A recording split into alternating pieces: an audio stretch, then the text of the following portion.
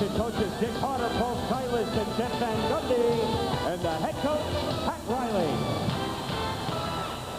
Well, the Knicks have lost the last 4 straight to the Rockets. Their last win over Houston, November of '89, and fans here at the Garden zero in on the Ewing-Olajuwon matchup when the Knicks and the Rockets get together. We asked Pat Riley, does he focus on that particular matchup? I don't ever focus on it, and I do know we have 2 of the greatest centers in the game going at it tonight, but you know, we're talking about, well, what are we going to have to take away from them? What do we take away? And you cannot take away Akeem.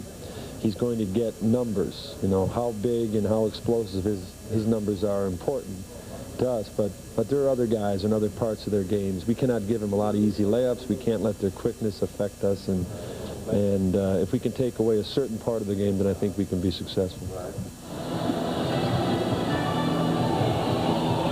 And there is Akeem Olajuwon making his way to center court to meet up with Patrick Ewing. Akeem comes in averaging 21 per game, 12.5 rebounds, which is 4th in the league. And he is 2nd in blocked shots to David Robinson. Ewing is number 5 in blocked shots. Patrick Ewing is averaging 23.7. He is 6th in scoring in the NBA. And there are the officials. Knicks controlling the tip, and Gerald Wilkins gets right to it. Couldn't even get the officials out, Marvin. Already the Knicks scored. Knicks are going to take advantage of their day off and take this team that played in Boston last night and try and hurt them with speed. Yes, last night, Rockets beaten by the Celtics 98-85. Houston has lost 10 straight games at the Boston Garden. Houston shooting only 36% from the field last night, 30% in the second half. They performed like the Knicks did in Houston in the second half. Ewing with the jump hook. Normally when we've seen this matchup, Patrick Ewing seemed intent on getting his points, and he would go outside and usually put a jump shooting festival on against Olajuwon. Here's Maxwell. That's the kind of shot that hurts this team. Rushed shots by Vernon Maxwell. Good play by Wilkins, but Olajuwon was able to get back to come up with the rejection. One of the things that Don Chaney is looking for in this team that's going to turn them around, although they're still a fine team. The notion is that they're a losing bad team, but they're a winning team, but they're not playing as well as expected, is leadership in the backcourt. Oh, what a heads-up play between McDaniel and Jackson. They caught Kenny Smith looking the wrong way. Kenny Smith is a wiser player than he indicated on that play. He really let his guard down. It's the Knicks with a 6-0 lead. Here's Otis Thorpe being played tightly by Charles Oakley. Buck Johnson, 24-second violation, and a rugged start by the Rockets. Houston Rockets at 25-21. They have won 8 of the last 13, but they have been in and out right throughout the season. It'll be Houston ball. They won 8 of their first 10 games, lost 6 of the next 7, and then at one stretch lost 7 of 9, and then win 8 of 13. That's their current stretch. Sounds tricky to me. Very good pickup, John. Olajuwon off the head fake was held by Oakley. The officials are Ed T. Rush, Greg Willard, Tom Washington. It's a non-shooting foul, and Buck Johnson will put it in play. Kenny Smith. Mark Jackson able to recover off that screen set by Thorpe. Oh, nice move by Otis Thorpe, guarded by Patrick Ewing. The Knicks 6 and the Rockets 2.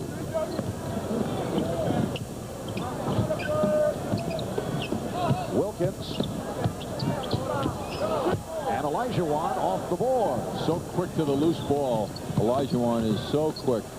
Johnson, it counts, and the foul. Buck Johnson, who had a 1 for 8 last night in Boston, with the nice drive, and he'll go to the line. Buck Johnson, a skilled player who has started at the small forward position most of the games this year. Off to a good start with that move, but as you point out with those statistics, he has been quite erratic. The Knicks 6 and the Rockets 4. 2.5 gone by. Kenny Smith guarding Mark Jackson. They used to go at each other the schoolyards of Queens. Xavier McDaniel providing an 8-4 lead. Nice assist from Patrick Ewing, seeing McDaniel wide open. Bernard Maxwell and Kenny Smith in the backcourt. Buck Johnson and Otis Thorpe in the front court, and Hakeem Olajuwon at center. Olajuwon establishing position. Wild shot.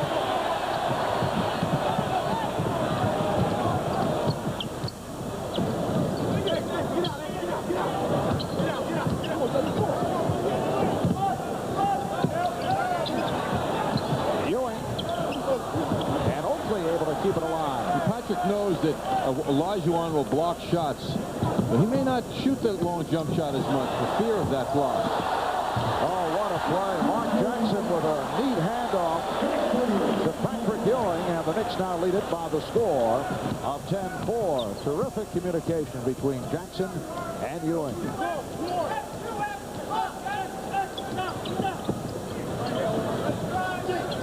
Johnson and Thorpe throwing it right back. Olajuwon with a one-on-one move. The Knicks now lead it by the score of 10-6. What Don Chaney wants is for his team to use option after option when the first part of the play doesn't work. And he has found this season that too many times the team will rush into their own ways. In that case, Olajuwon has such skill, he could take that ball and go one-on-one. Thorpe jumping out on a switch, playing Wilkins. Illegal defense called on Houston. So the Knicks get the new 24. The Knicks come off the Tuesday night walloping of Miami, turning it from the poor defensive effort against Golden State on Sunday. Pat Riley much happier with his team's shot selection in contrast to the Golden State game. Here's McDaniel. And Buck Johnson off the rebound. How about Miami handling Golden State last night? And Ewing with the rebound. Yeah, that's one that's always tough to figure. As bad as Miami looked here at the Garden on Tuesday, and then they go back home and knock off the Golden State Warriors. McDaniel. Oakley. Yes. The Knicks 12 and the Rockets 6. Buck Johnson in his 6th year out of Alabama. Now Kenny Smith for Otis Thorpe. Olajuwon. Excellent defense by the Knicks. That's a 3-point attempt. Last night the Rockets 0 for 8 from downtown. Oakley again. It's always a bonus when Charles hits like that early. And the Knicks hear it from the crowd. Houston taking a timeout. It's been all Knicks off the board.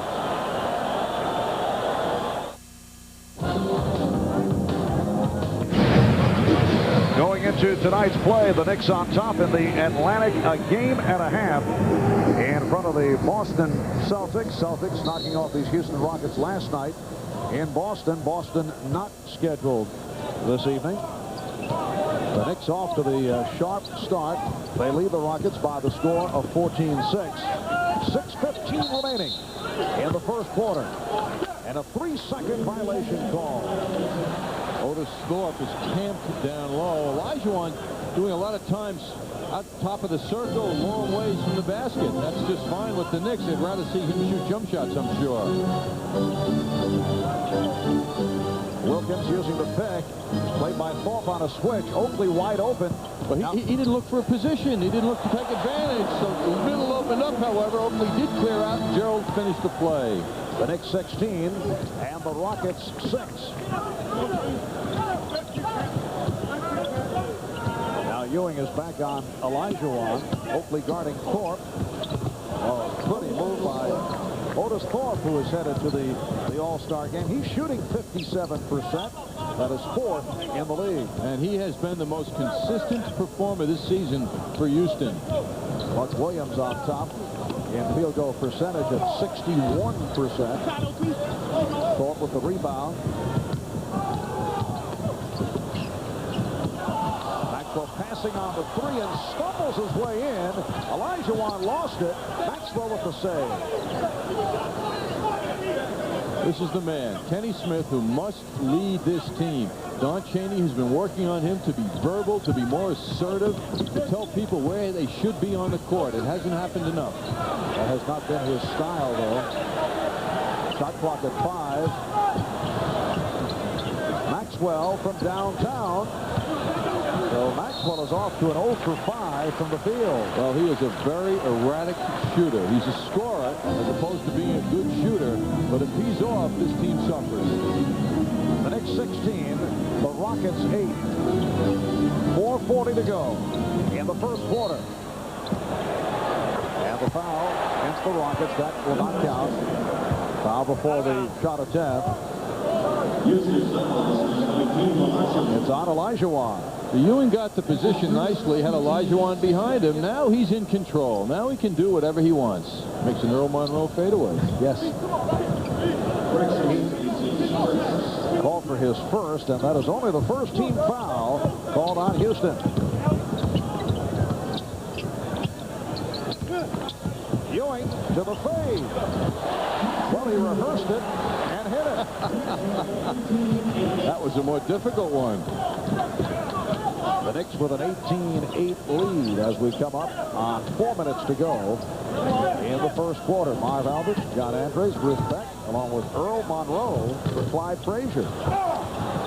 Olajuwon getting to that loose ball. The Knicks defense has been superb here in the first quarter. Smith, air ball. Notice how many times the Rockets run down that 24-second clock. Knicks want a goaltend. They do not get the call. It's a 4-on-1, and Smith pulls up for the jumper. Oh, that's one you got to make if you make that decision. 3-on-1 the other way. Wilkins from Jackson.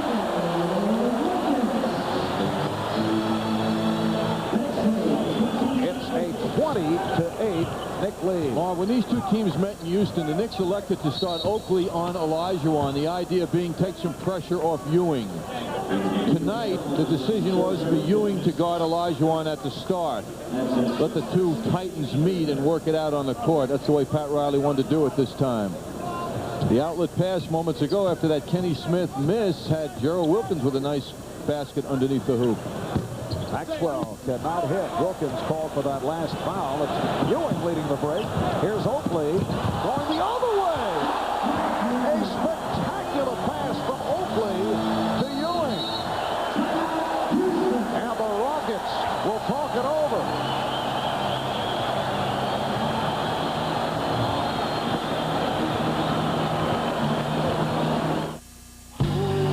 Are rolling. Would you say that Don Chaney is upset with his backcourt? He just yanked Kenny Smith and Vernon Maxwell. Avery Johnson has checked in with Sleepy Floyd. Knicks on a 12-2 run.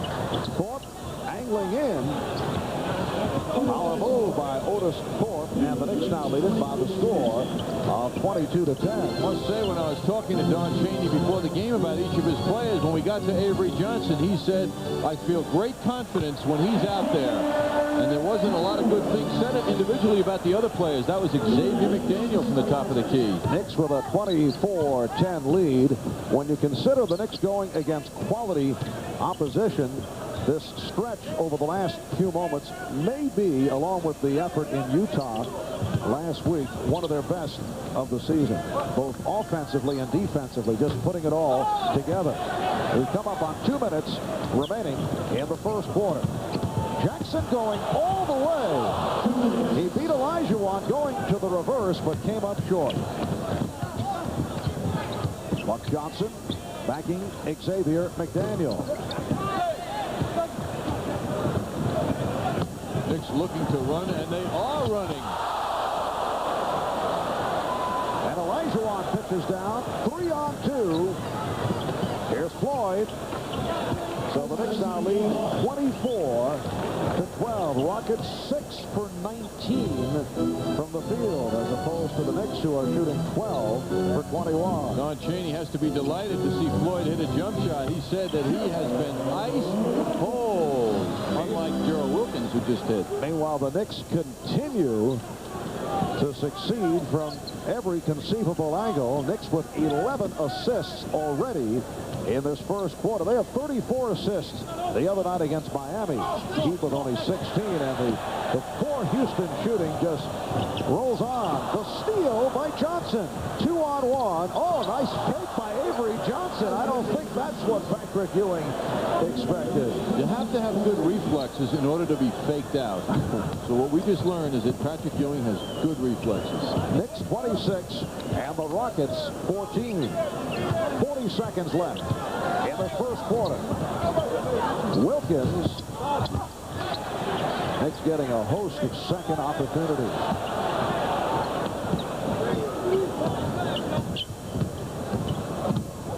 Jackson fouled on the play. He was taking Avery Johnson to the hole. And Johnson called for the personal. John Starks and Kiki Vandeweghe now checked in, replacing Xavier McDaniel. Gerald Wilkins. Here's Anthony Mason for Charles Oakley. Oakley sits down, hitting 2 out of 2, along with 5 rebounds. Kiki Vandeweghe had a good one the other night against Miami. Mark Jackson to the free throw line. A substitution for Houston. Matt Bullard, second-year man out of Iowa, goes 6'10", 225 pounds. Has come on for the first time. And John, here comes Mr. Mean, Larry Smith, who is back off the injury list. Sat out 34 games with a knee problem. Chaney said he would go to Larry early. He certainly doesn't know what to expect. The guy has been out so long. He's an older player, but he hangs around the boards and always seems to create problems. And the Houston Rockets delightfully remember last year when Hakeem was out for a long stretch.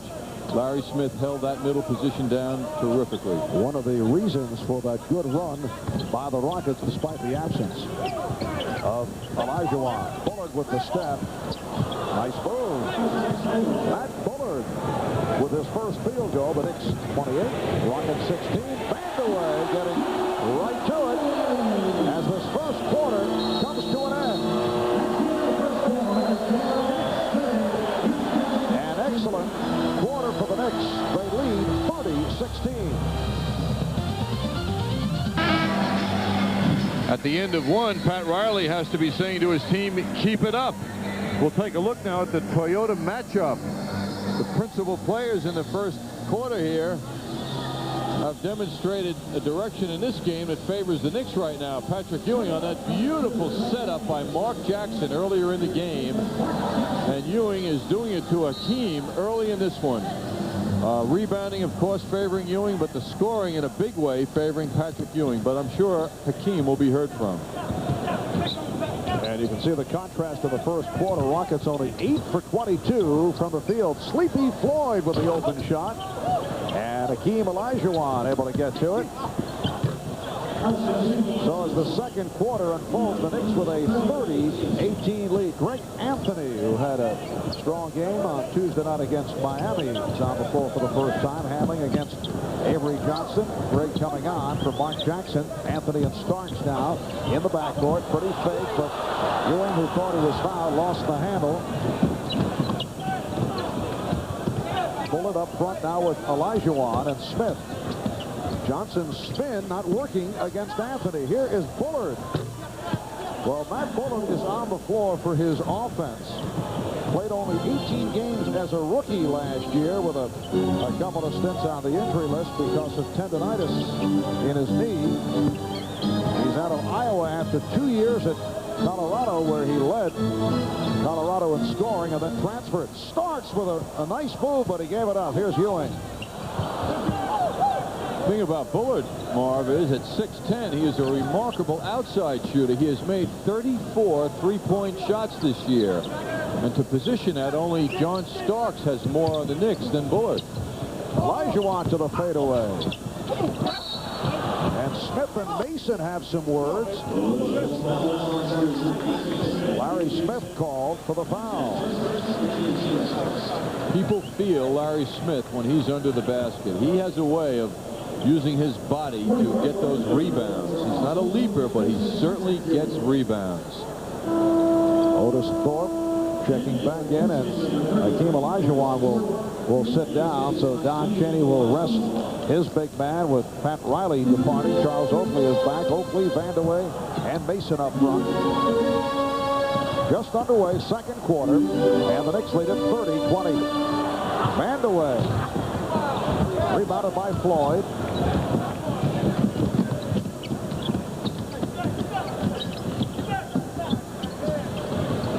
Avery Johnson was left open. Anthony delivering to Mason. Vandeweghe, wild shot. Thought he draw the foul. And we get a late whistle. Ed Rush calling a push. It's on Thorpe as he got involved with Oakley. So the Knicks maintain possession. Don Chaney not agreeing with that call. Anthony being guarded by Johnson. Anthony's firing. Rebound Mason. And a reach-in called on Avery Johnson. Earlier this season, Avery Johnson was the point guard starter for the San Antonio Spurs in the absence of holdout Rod Strickland. Played 2 years with Seattle, then Denver, and San Antonio. A spark plug type player, a starter for the Spurs for 10 games last year. And he went from San Antonio starter to the bench to the waiver list. And now thought of very highly by Don Chaney for this Houston Rockets team, which is searching for stability in the backcourt. In fact, Chaney told me also that he knows he'd get more points out of the backcourt if Sleepy Floyd was starting, but Sleepy is destined, I guess, as a member of the Rockets to come off the bench. He doesn't like his decision-making as a point guard, and he feels guarding shooting guards, he just isn't big and strong enough. Bullet with a baseline move and then pops it back out. Here's Floyd. So Sleepy Floyd showing the nice touch, his second field goal. The Knicks now lead 32-22. 3 minutes in, second quarter. Mason was picked off. Floyd with the steal. Floyd all the way. And Mason on the rebound. Oakley. Larry Smith gets to it. Thorpe. And he was blocked. Otis Thorpe very close to a travel. But Oakley called for the block. That's his second foul. Otis Thorpe, the only NBA player to start every game the past 5 years. He's played in 506 straight games. That's the 10th best streak in that department in the history of the league. He also has a streak going of starts for this team. Otis Thorpe has been starting most games for, it seems, a forever period, 457 to be exact. And his durability has paid off. Now a member of the Western Conference All-Star team for the first time in his career.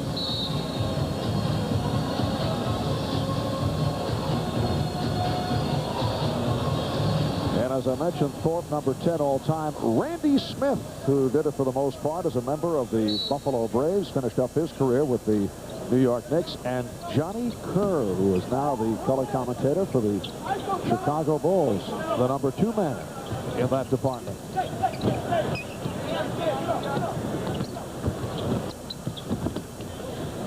Johnson again given the open shot and a pushing foul, loose ball foul called on Houston.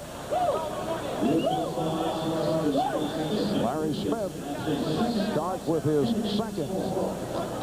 Larry doing a little too much pushing to get his position that he wants. Knicks have led by as many as 14. They now lead by 10. They had a good 12-2 run to pull away in the first quarter. Vandeweghe. And now the the Knicks in a sequence where they're not hitting their open shots. One of their problems against Golden State in the second half on Sunday afternoon. Mason tried to draw the foul, did not work, and Otis Thorpe has 8 points. It is now only an 8-point Knicks lead. Knicks have had many periods this year when they have played successfully without Ewing. This is not one of them, though. This team has changed with Patrick on the bench. John Starks able to go glass. Knicks now lead by 10 for Starks, his first field goal. Avery Johnson, Sleepy Floyd at the guards. Otis Thorpe up front with Larry Smith and Matt Bullard for the Houston Rockets. Shot clock at 5. Here's Floyd and Oakley to the rebound. Starks has a 4-on-1 and it's broken up. Nice play by Johnson.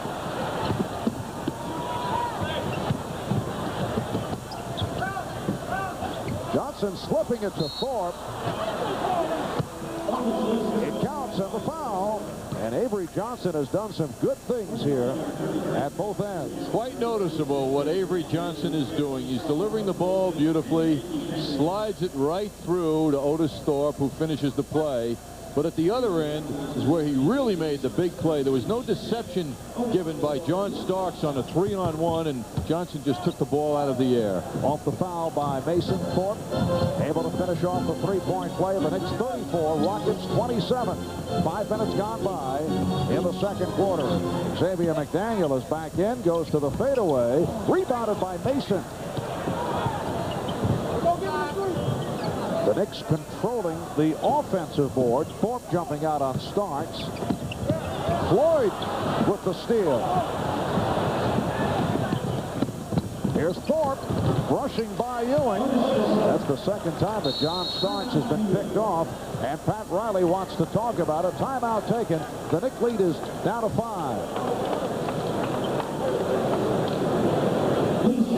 Guys want to go back. The Coca-Cola Concert Series presents Bill Cosby at the Paramount tomorrow and Saturday. Tickets are on sale now at the Garden Box Office and all Ticketmaster locations. To charge by phone, call 212-307-7171. 6.5 remaining first half. The Knicks lead once 14 is now down to 5. They double up on Ewing.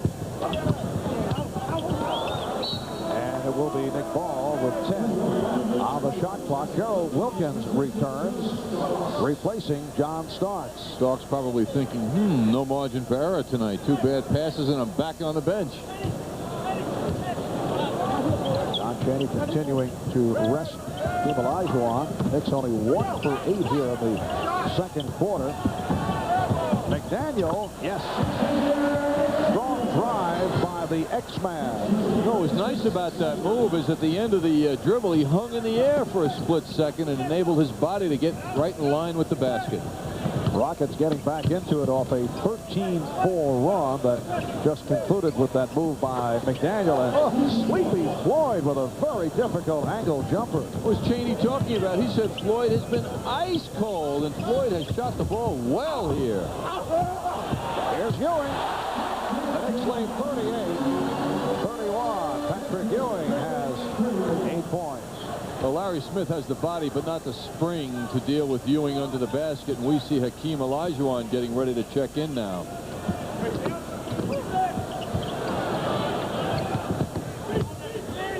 Thorpe. McDaniel to the rebound. Well, the Knicks lucky. Thorpe had some position. Mason. Oh, look out. You know that's going to be a quick apology from Sleepy Floyd as he grabbed Anthony Mason. Apparently Anthony accepting. Well, he didn't get hurt. He just got tied up in knots by Sleepy, who went for a ride, actually, on that defensive move. So Mason to the line. It was a good foul by Floyd, preventing the shot. Anthony Mason, 2 for 2 from the free throw line. Well, the surprise here for the Rockets in the first half. Take another look at this play moments ago by Patrick Ewing when he had position on Larry Smith, who couldn't deal with him. The surprise is the backcourt. Kenny Smith leaving the lineup here early in the game, and Maxwell, and they have been replaced by people who are doing a much better job. Avery Johnson with the ball now doing a terrific job. Well, they combined for a fine 0 for 9. Maxwell 0 for 6. Smith 0 for 3. Here's Bullock for 3. Olajuwon on the rebound. Oh, is he off? The Knicks lead by 9. Jackson going all the way. He was bothered by Bullard. And here's Floyd. So the Knicks now lead at 40-33. Sleepy Floyd has come on for 8 points. With the substituting Pat Riley has done, his team now has to reestablish the fine play of the first quarter. They've got to build some momentum, and right now they don't have any momentum of that nature. 4:25 remaining in the first half. Dangerous pass thrown by Jackson. Johnson with a gorgeous move. Came back to the right hand. He looked like he was all left until the very end of that move. Well, that was a pistol Pete Maravich type move by the slick-looking Avery Johnson. That's an unhappy Knicks coach. Look at Johnson dealing with Ewing down low, battling him, waving his arms. And then he gets the ball in the middle of the court, has Gerald Wilkins in front of him. Gerald didn't bite the fake, but he just made a great move. Another look at it again on that deflection. Johnson picks up the ball. Gerald goes back to stop and get in front of him. Johnson looks off to the left and then goes to the right hand for the finish.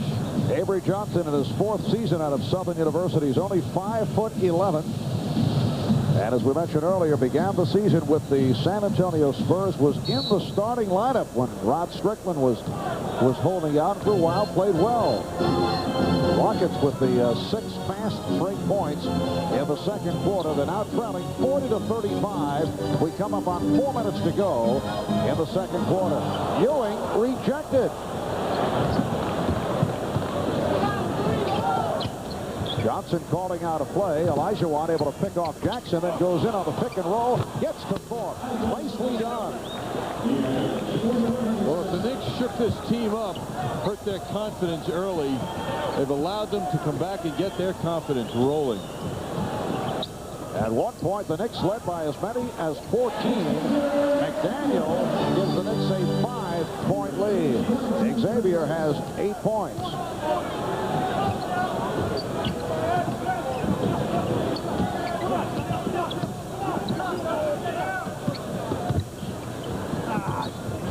Here's Johnson to the hook. Jackson whipping by Floyd, finding McDaniel. Another good play by Mark Jackson. Mark Jackson played so well in the first half against Miami on Tuesday night. And it was Pat Riley in the postgame news conference who said it was Mark who set the tempo early, particularly from the defensive end. Another good play by Janari. The save handled by Olajuwon. Let me edit that. Good hustle by Mark Jackson, but not a good choice in terms of saving it in your front court. He thought he was going to get it to his teammate, but it didn't work out that way, and that's the danger in making such a play. Better off letting it go out of bounds. Mark Jackson, though, with 7 assists in this first half. Floyd got a piece of that. Last touch by the Knicks is the ruling from Ed Rush. Timeout called by the Knicks. It's only 5 for 17 from the field. Houston had a very poor shooting first quarter in contrast to the Knicks, but it's turned around here in the second. Hakeem Olajuwon stopped once again. 8 rebounds for Charles Oakley. Here's Gerald Wilkins. And that over the top of the backboard, so the ball goes back to the Rockets. One of the things the Knicks did so well the other night, thrashing Miami, was shoot from the perimeter well.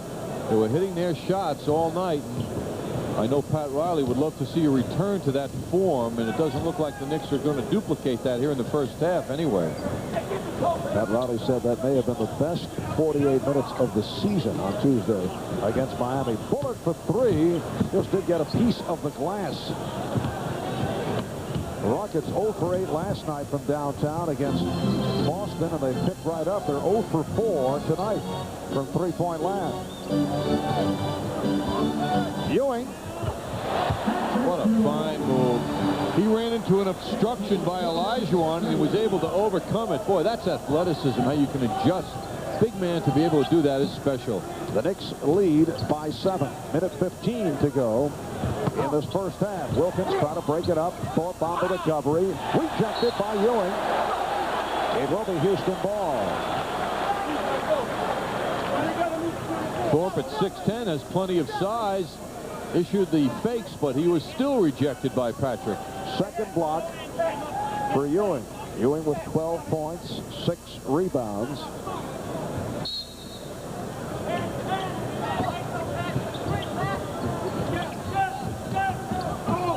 Olajuwon taking bad shots.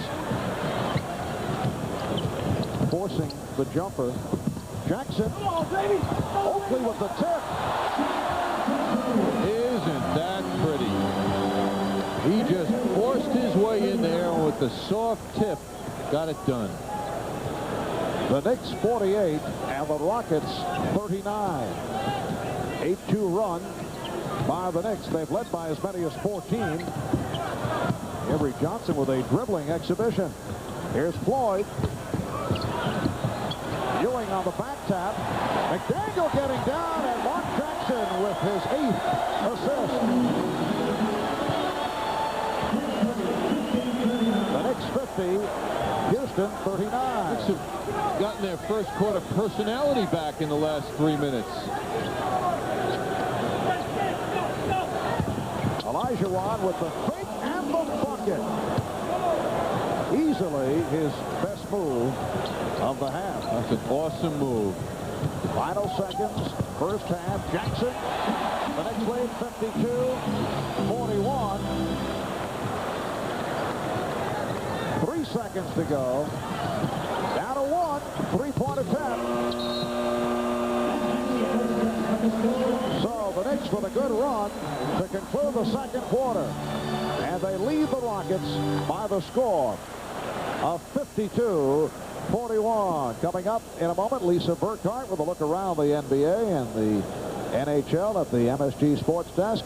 And then Bruce Beck with Earl Monroe, who is sitting in for Walt Clyde Frazier.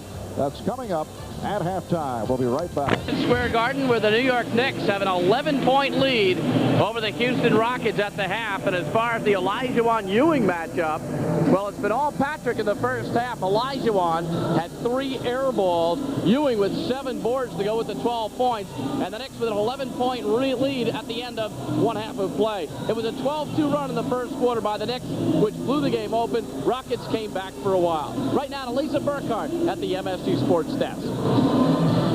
All right, thanks, Bruce. The Nets are trying to put an end to a 6-game losing streak and are facing the also struggling Washington Bullets this evening. The Nets trail 59-46 in the second quarter.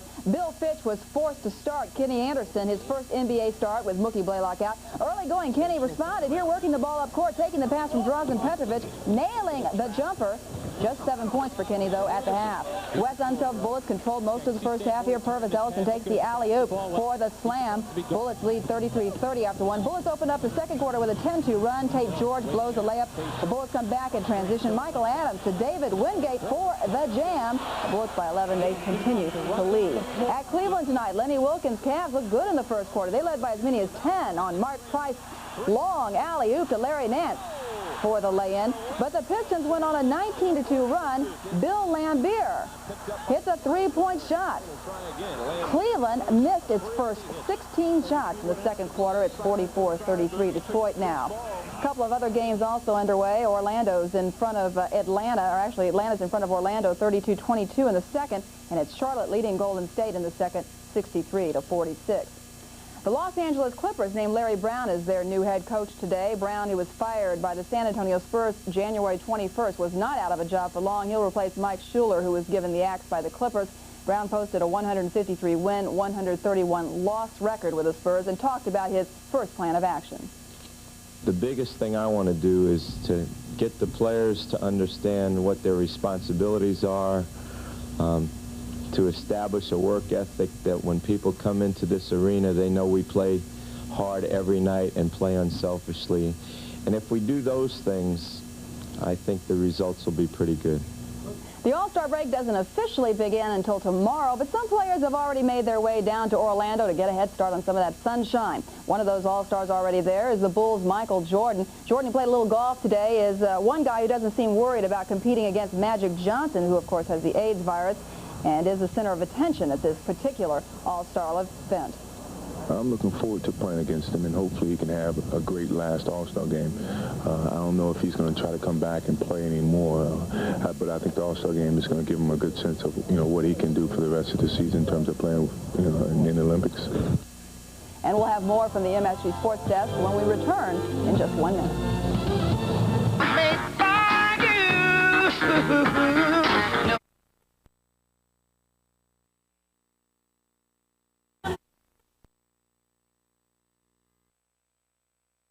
Star point guard Bobby Hurley for up to 3 weeks. Hurley, who played high school ball at St. Anthony's, has a broken bone in his right foot. He suffered the injury in the first half of last night's loss to North Carolina, but he played the entire game. I'm Lisa Burkhardt. That's the news from the MSG Sports Desk. We'll send you back to the Knicks right after this word.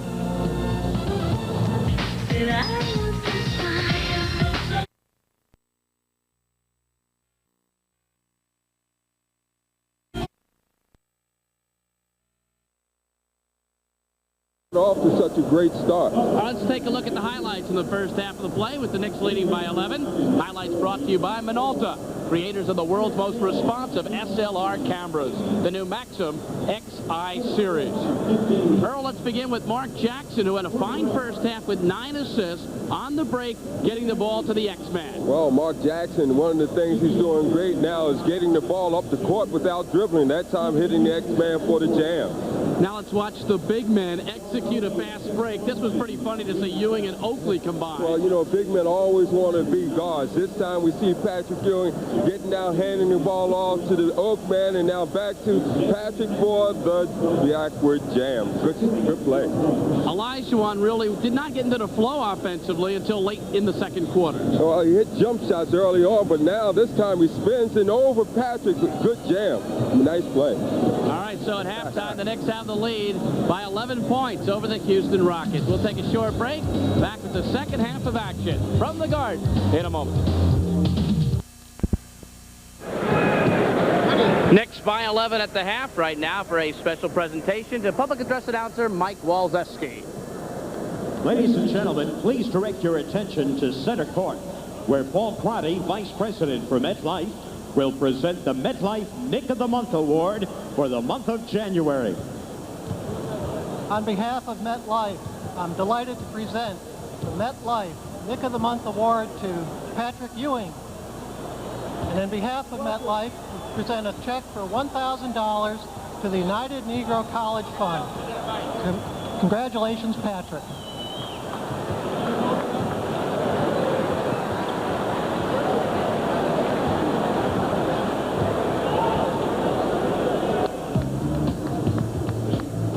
Patrick Ewing, a 4-time winner of the MetLife Nick of the Year Award, winning the MetLife Nick of the Month Award. Here are the past winners. John Starks this year in November, Starks again in December, and Ewing for January. He averaged 24.5 points per ball game during the month.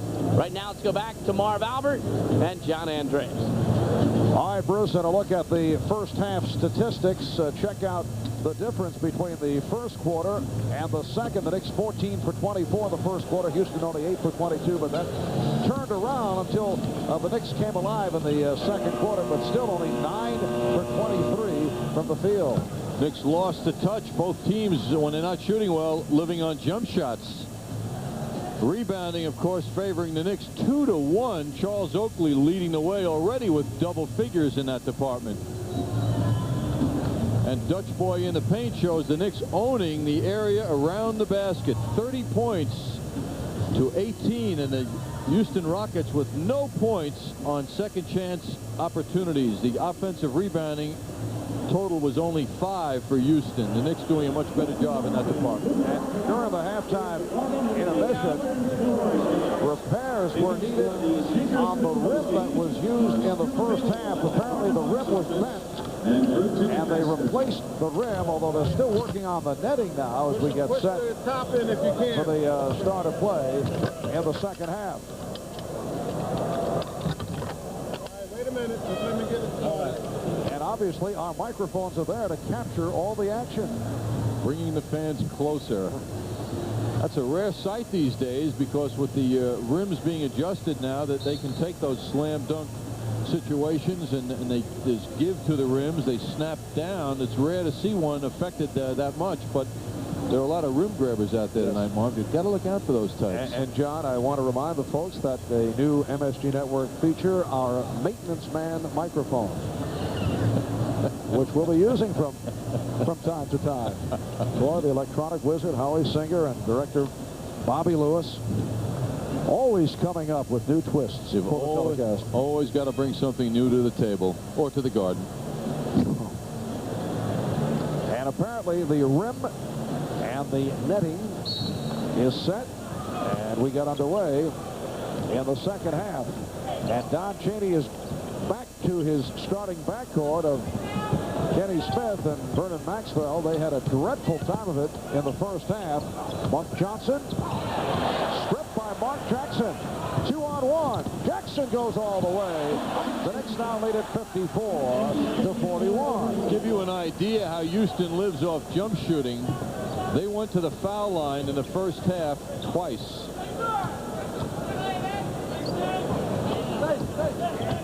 Maxwell 0 for 6 from the field in the first half. Smith was 0 for 3. Maxwell for 3. Well, he opens up by hitting from downtown. And the Rockets, who were 0 for 8 from three-point land last night in the loss to Boston, finally able to hit 0 for 5 in three-pointers in the first half. Ewing. And here comes Maxwell. It's a 3-on-2. Maxwell getting it up over Ewing. It will be Nick Ball. The Knicks now lead by 8. Vernon Maxwell is such a talented, athletic player. He jumps high. He runs fast. He's very, very strong. Point being before as to why Sleepy Floyd wouldn't be a starting #2 guard is he doesn't have the strength to guard taller, tougher outside shooters as Maxwell does. Jackson. And a loose ball foul called on the Knicks. It's on Ewing. That's his first. Well, how about Vernon Maxwell shooting 40% from the field as he did last year? He did hit 172 three-point field goals, an NBA single-season record, but he had 510 attempts. He's right on target, too, Marv. He's already taken 226 this season. Olajuwon is fouled. Jackson looking to knock the ball away.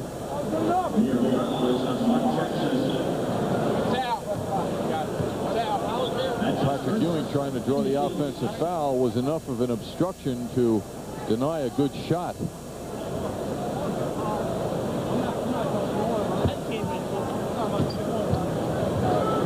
Johnson up front with Otis Thorpe, Team Olajuwon, Kenny Smith, and Vernon Maxwell in the backcourt.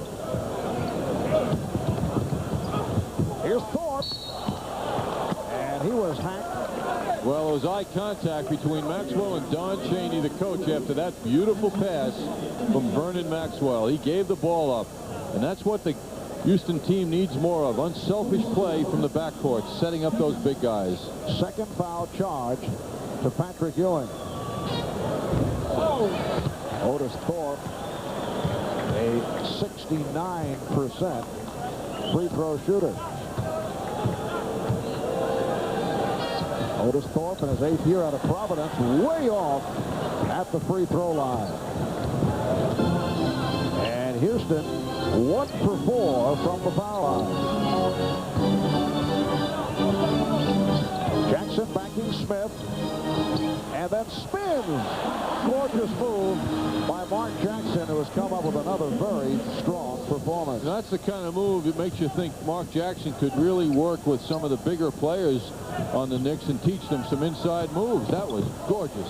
Kenny Smith right back. The Knicks 56, the Rockets 48.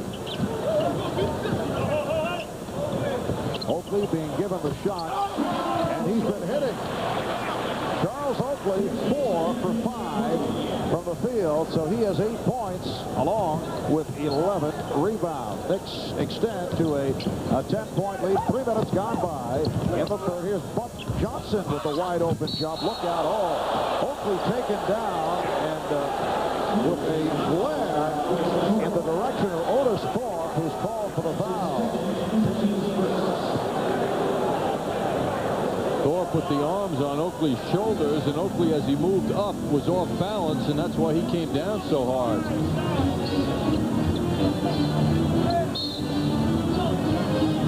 And Ed Rush with the foul call on Kenny Smith, who was angling for position with Mark Jackson. Mark Jackson with 10 points and 10 assists. He is among the leaders in assists. He averages 8 per game. Jackson and Wilkins in the backcourt. Oakley, Ewing, and McDaniel up front. Ewing drawing the double team. Last touch by the Rockets. Knicks have 15 on the 24. Kenny Smith, Mark Jackson's adversary for many years, going back to Queens and the playgrounds in high school, had a very poor first half. Only 9 minutes of play, didn't score, had 3 assists.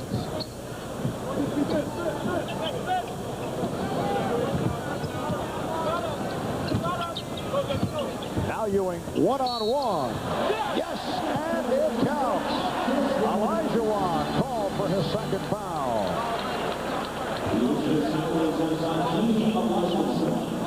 Well, Ewing gets that ball down low. Akeem figures he can outweight him and then go up for the shot block, but Patrick's fakes were too distracting for Olajuwon, and he couldn't quite get it going. First time at the line for Patrick Ewing. And by virtue of the three-point play, he has 15. 8.5 remaining in the third. The Knicks now by 13. The Knicks perfect at the foul line. And the Knicks get it back.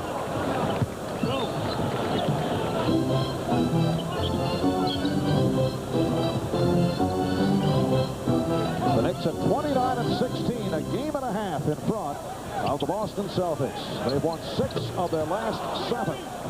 Olajuwon with the pass handled by Johnson. Rockets at 25-21, coming off the loss in Boston last night.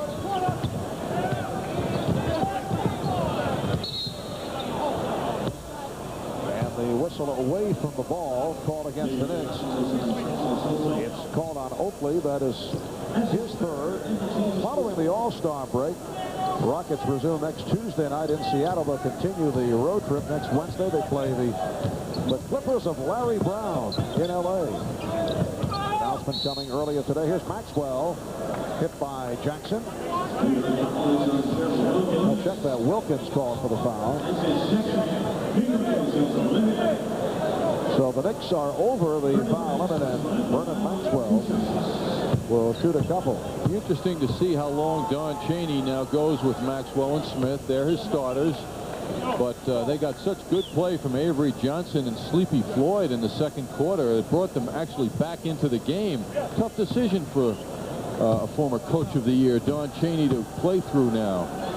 There's Don Chaney getting the nod with the Rockets surprising people despite the injury suffered by Akeem Olajuwon. They came on strong at the end of last season, finished in third in the Midwest, only 3 games behind the first place Spurs, but in the playoffs wiped out quickly in the first round by the Los Angeles Lakers.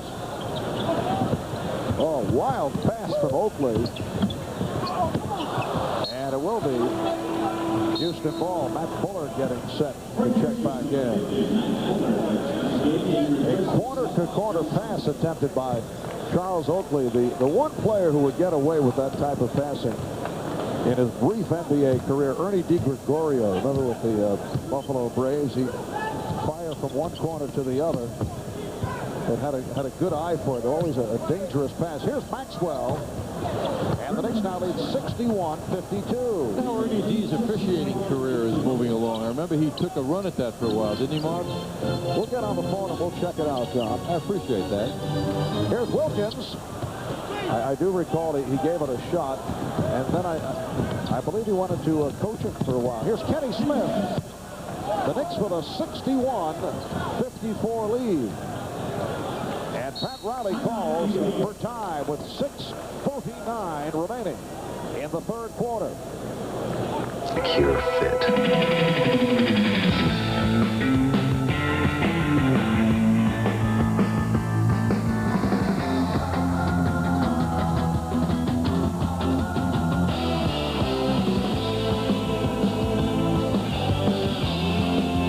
Life is short. Play hard. Reebok. World record holder Mike Powell and other track and field stars are scheduled to compete. Tickets are available at the Garden box office in all Ticketmaster locations. To charge by phone, call 212-307-7171. Is that a pre-recorded promo? Live, Mark. Very Heard it smooth. live. And the foul called on Thorpe. Very smoothly delivered. Thank you. Otis Thorpe with his third. Because I know with the problems that you've had in the past, there's been a movement toward the possibility of putting these on tape. Are you going to buy a ticket now? Did you like the... Buy a ticket, John? Did you say buy a Excuse ticket me, to a Garden event? I lost it for a second. Well, you could buy some for the throng that you might want to bring here. Patrick Ewing with 16 points. And the Knicks now lead 62-54, 6.5 remaining in the third quarter.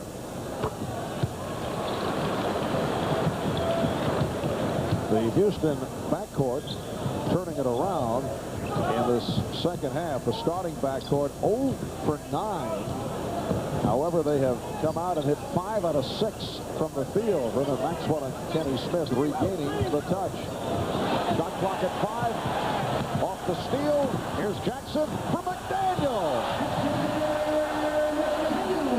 The Knicks 65 and Houston 54. Well, when everyone holds the position they should on a fast break, that's what happens. Jackson off to the side, and McDaniel filled the middle lane. Mark Jackson has 12 assists. Olajuwon off the head fake, gets it back out. Shot clock at 5. Hakeem may set a personal record as Ewing with the rejection leading to the 3-on-2. Wilkins gets it back, but it's picked off. And here is Olajuwon. I was about to say he may set a career record for most air balls personally in a game. He has been off the mark. Only 10 points for Hakeem.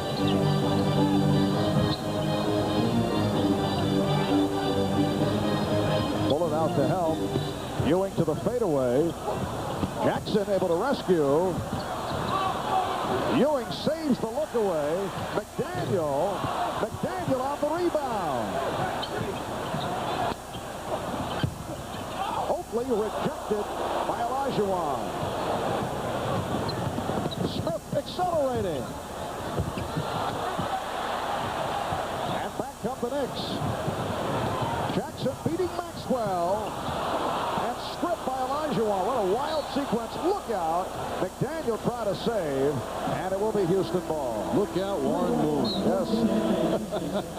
He of the run and shoot. Warren Moon at courtside. Neely got clipped by Xavier McDaniel. There is Warren taking in his favorite club, the Houston Rockets. When you're having good times with friends, use good sense and drink responsibly, because friends know when to say when. A reminder from Budweiser.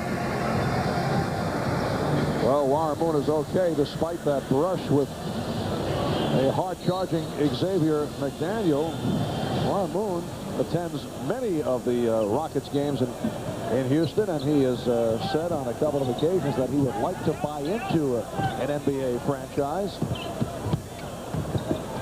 Here's Thorpe.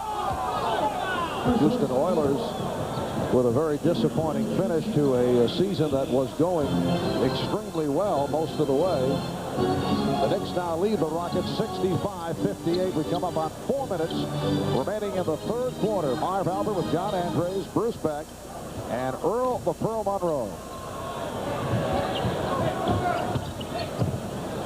McDaniel. Mason missed the tip. Mason is back in. Mason up front along with McDaniel.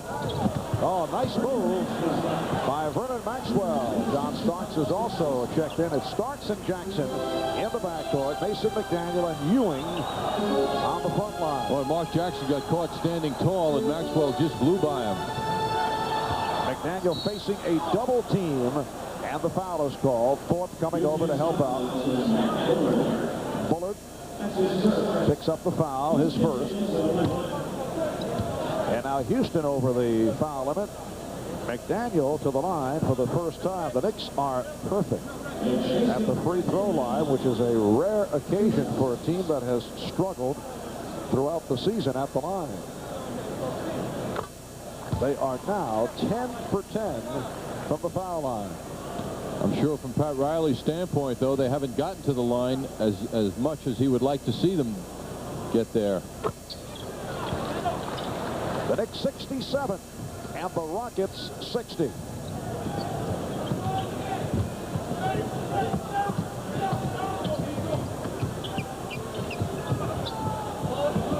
Battle between Thorpe and Ewing. And Ewing with the rejection.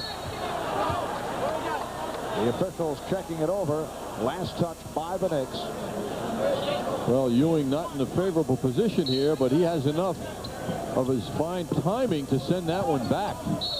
Maxwell, it counts. And the foul. So Maxwell will go to the line. Starks called for the foul.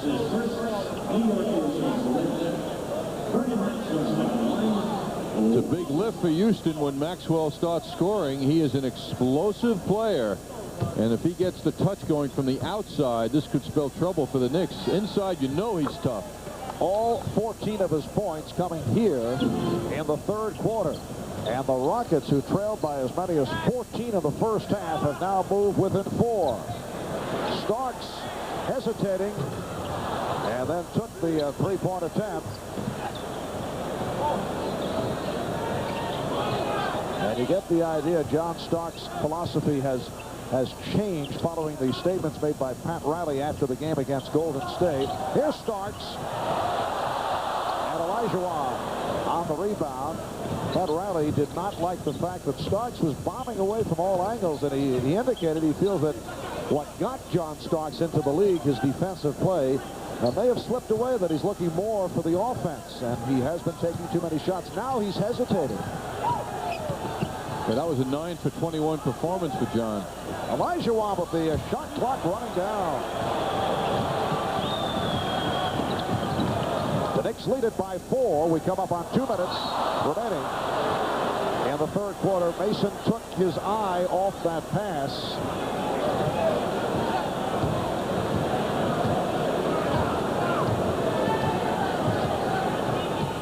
Don Chaney staying with most of the first unit throughout this third quarter.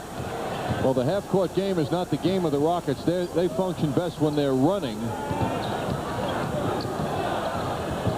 Shot clock now at 2.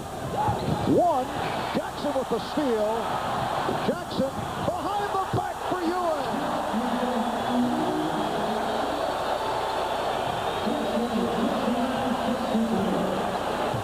It has been a terrific game for Mark Jackson. Foul called on Mason. 13 assists along with 10 points. Olajuwon to the line. Let's check in with Lisa Burkhardt of the MSD Sports Desk. Marv at Landover, Maryland. The Nets are getting shellacked. Harvey Grant leading the Bullets here on the Michael Adams miss. Grant's there for the rebound to put the Bullets up by 21. He has 22 so far as Washington leads at 87-62. Thank you, Lisa. The Rockets continue to struggle at the foul line as Olajuwon missed the first, and Houston is now 4 for 8 from the line. It has been a very poor performance to this point for Hakeem Olajuwon, but the Rockets able to take advantage on that recovery. Marv, as you recall, he missed 7 games in December with an irregular heartbeat. And Don Chaney told me before the game he has never gotten his timing back. And we are seeing examples of that throughout this game. He said his quickness and his speed totally eliminated the effectiveness that he usually brings every night. He's working hard, but the Akeem Olajuwon that people are used to seeing just hasn't returned, and the Knicks are fortunate to be facing him tonight in that situation. A timeout is being called. Akeem Olajuwon now will be lifted as Tree Rollins reports in for the first time. You can now buy half-price New York Knicks tickets on game day with their new Coca-Cola Knicks We're Big in School card, presented by Nobody Beats the Wiz. It's also good for discounts on Coca-Cola at the Garden and for $1 off CDs and cassettes at Nobody Beats the Wiz. High school students can pick up their cards from their high school student affairs office at the Garden box office or from Nobody Beats the Wiz stores. Restrictions may apply. John, I would go back to the pre-recorded. Well, I just wanted to throw that in, Marv, just to give you an idea of showing human qualities. Perfection versus human qualities, right. The Knicks 69 and the Rockets 65. 45 seconds to go in the third. We were discussing Ernie DiGregorio a few moments ago, and the electronic wizard, Howie Singer, checked out his whereabouts. He is back in Providence. His bullet for three. Half minute remaining in the third quarter, and Thorpe able to keep it alive. Ernie D did coach North Providence High School for a couple of years, gave it up last year, and has continued his association with Providence College. What an exciting player he was. Ernie D. Starks off the steal, 3-on-1, Starks all the way. Won't count, but John Starks will go to the line. He was grabbed by Vernon Maxwell. Starks having a frustrating night. He's unable to put a solid imprint on this game with his contributions. But the one thing about John Starks is he continues to compete very hard. And if you keep working hard, good things will happen. John Starks, a 77% free throw shooter. So the Knicks are now 12 for 12 from the foul line. John did have a very fine game the other night in Miami with all that balance. He came out of it with 16 points, 7 out of 10 from the field, and 8 assists in only 26 minutes. Final seconds of the third. Knicks with a 6-point lead. Kenny Smith for Tree Rollins. Good defensive work by the Knicks, preventing a final shot by Houston. After three, the Knicks lead 71-65. Well, it's been an outstanding night for Mark Jackson. 13 assists to lead both clubs in that department, along with 10 points. And if you look back to a year ago, the way Mark Jackson was going, did not appear that he'd still be wearing a Knick uniform. We talked to him about that earlier. This is where I wanted to be. There's no secret about that, because this is, where I've lived all my life, and my roots are here. But I really was unsure. I didn't know. I knew that there was a lot of people when Dave Checkers came, when Coach Riley came, that said negative things about Mark Jackson, that said he was a hard guy to talk to, a lot of things. But the thing that I appreciate most is those guys got to know me as a person and sat down and talked to me, and I got to know that it wasn't true. And Mark Jackson certainly turned himself around and has become a very valuable contributor. Here's Starks on a three-point attempt as this fourth quarter gets underway. The rebound handled by Tree Rollins. Mark Jackson worked extremely hard in the offseason. He also knocked the frills off the game. There's no more helicopter, no more animated celebration. I don't think that Pat Riley would have accepted that.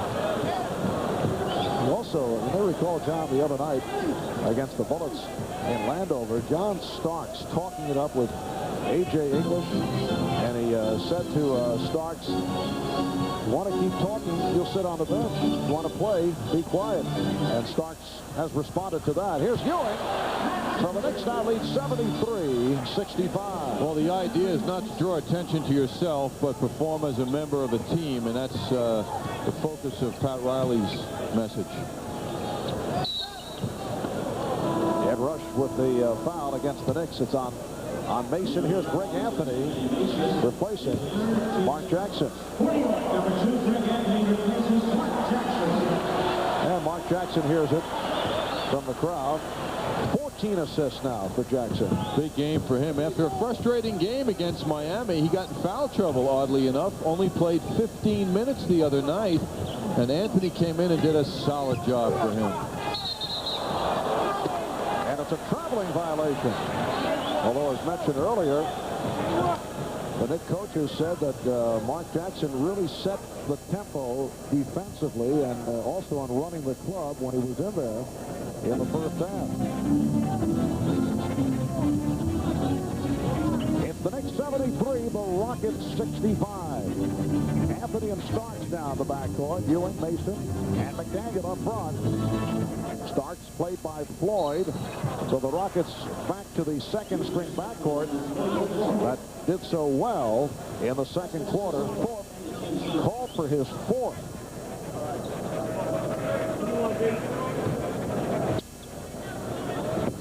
Avery Johnson matched with Greg Anthony. Sleepy Floyd is guarding John Starks. Keith Olajuwon getting set to report back. Here's Ewing, fouled by Rollins. Well, Patrick Ewing was set up beautifully on that play, and he had to go to the basket the way the pass came to him, and he drew the foul as a result. Larry Smith and Hakeem Olajuwon replace Otis Thorpe, and Tree Rollins. Thorpe sitting down with 19 points and 4 fouls. I get a sense that Houston is playing right now that as if they're behind 15, 18 points, and they are within striking distance, certainly. They seem to have lost some of their zest. That's the first free throw missed by the Knicks. They hit their first 13.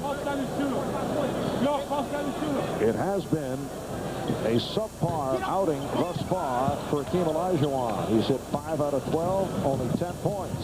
2 minutes gone by in the fourth quarter. Rockets with the ball. They're trailing by 8. Down by as many as 14. Olajuwon off the head fake, gets it back out. Here's Floyd.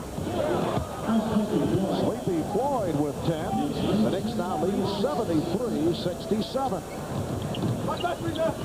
Eric Sleepy Floyd, a Georgetown University teammate of Patrick Ewing.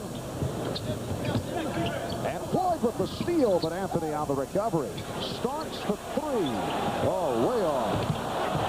Ewing could not save it.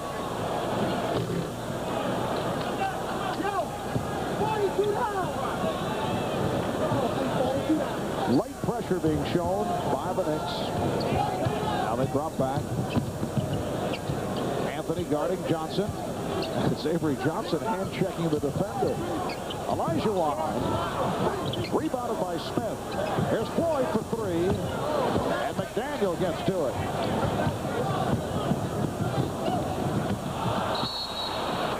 And it will be Nick Ball. Looked like Hakeem Olajuwon lost his sneaker. I don't think it was on a fake either, Marv. Somebody must have stepped in the back of his shoe, and off it came. Last year, Hakeem missed 25 games after taking that inadvertent elbow from Bill Cartwright, which caused a fracture around his right eye. Rockets, though, went 15-10 during that stretch, keyed by the play of Larry Smith. Floyd with the steal. Floyd, and that is pinned by Starks. It's a goaltend. Meanwhile, Sleepy Floyd has added an awful lot to this team tonight. Don Chaney hasn't been happy with his play this season, but tonight he's got to be delighted. Floyd is playing both ends of the court very well. You see Starks come in and pin that ball or make the big physical move. It is a 4-point Nick lead. Starks around Floyd and then blocked by Olajuwon. His third rejection. So the Rockets able to hang around, and now they're within 4 points. Here is Olajuwon. Another air ball.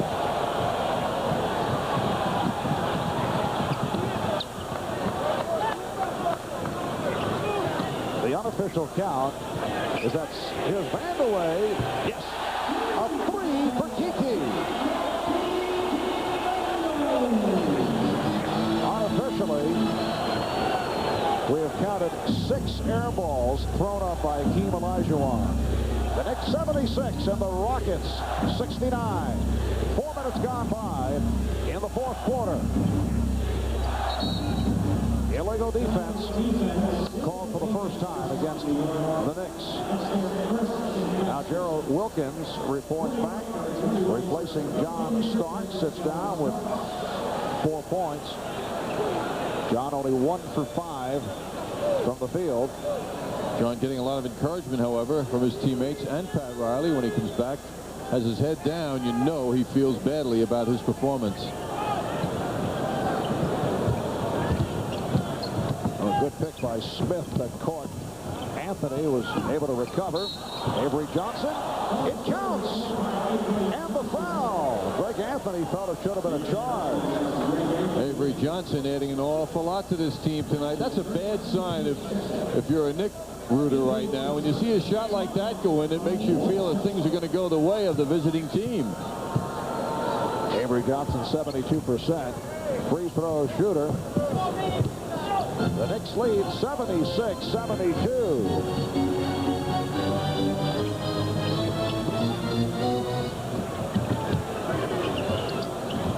They collapsed on Ewing, going for the steal, but a foul call. It's on Olajuwon. That is his third. Now Bullard will depart. Buck Johnson coming back on, and Buck Johnson will be matched with Kiki Vanderbilt. Bullard sitting down, leads with 4 points. 7.5 to go in the fourth. Anthony hit from behind. Fouled by Avery Johnson. Rockets seem to be coming on, though, Marv. There are ominous signs here. There are nimbus clouds over the Knicks right now. Oh, rain clouds circling.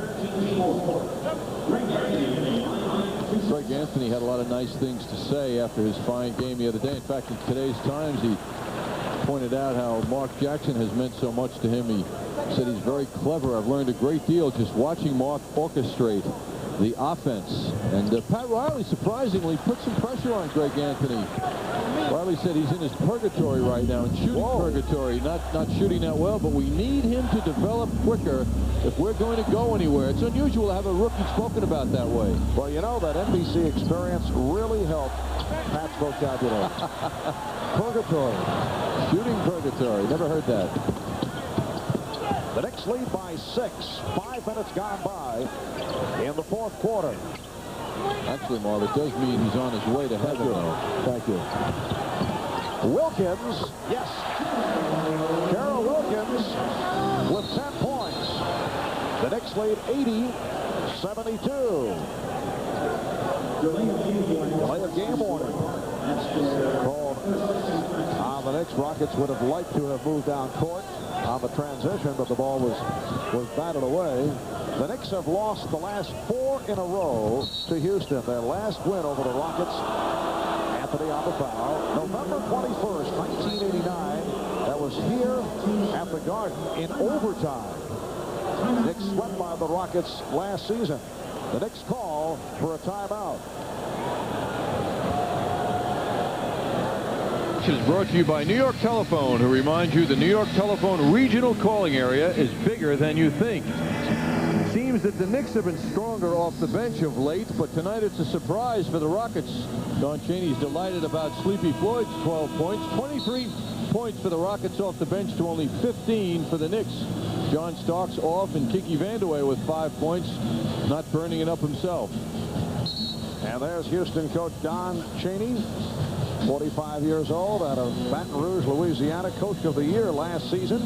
And he did it all with the issue of his contract running out at the end of the season. And then he was renewed during the offseason. Played 11 years in the NBA, 1 in the ABA with the St. Louis Spirits.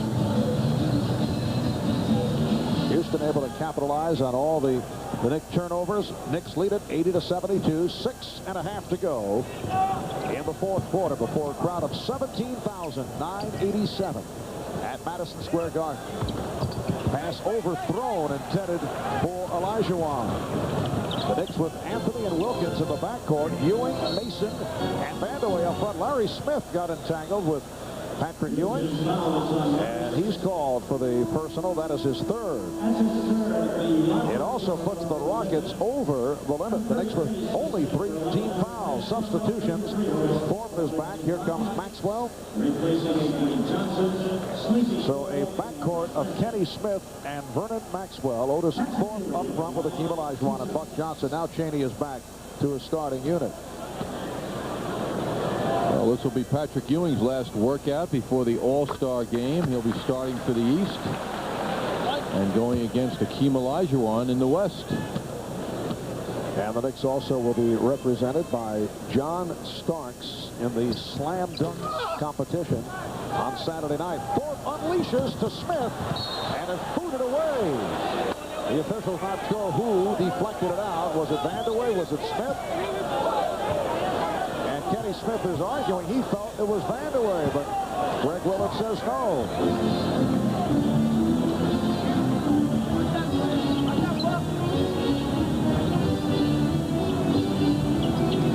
Played by Thorpe. Vandeweghe hit on the overplay by Buck Johnson. And that puts Kiki on the line.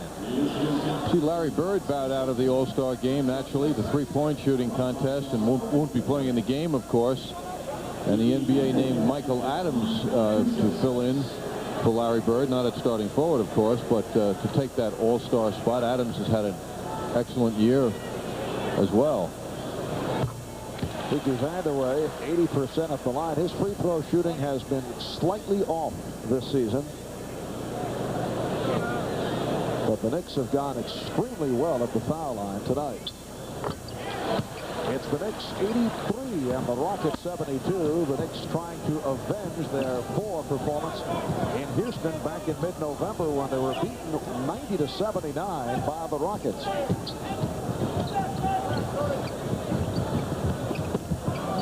Thorpe had it knocked away. Wilkins on the run. And the Knicks with 9 unanswered points to take a 13-point lead. Well, the two-guard position is performing well now. John Starks wasn't doing it as well, but Gerald Wilkins is exploding. An excellent defensive effort by the Knicks. Anthony for Ewing. Won't count. He's called for a travel.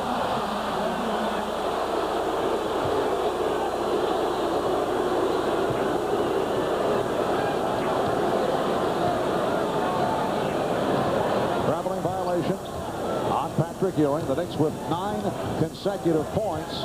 They lead it by 13 with 5 minutes to go in the fourth quarter.